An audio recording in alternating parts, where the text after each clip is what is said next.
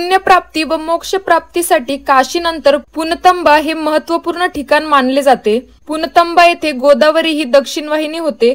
दक्षिण काशी म्हणून ओळखल्या जाणाऱ्या पुनतंब्याचा उल्लेख महाराष्ट्रातील महत्त्वाच्या धार्मिक क्षेत्रात होतो। असे म्हटले जाते की हे गाव राजा विक्रमादित्याची राजधानी होती।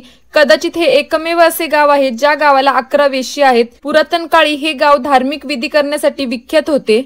तर मित्रांनो, पवित्र अशा गोदावरी किनारी खूपच प्राचीन असे कार्तिक स्वामींचे मंदिर आहे, ज्याचं बांधकाम 1600 शतकात झालेलं आहे।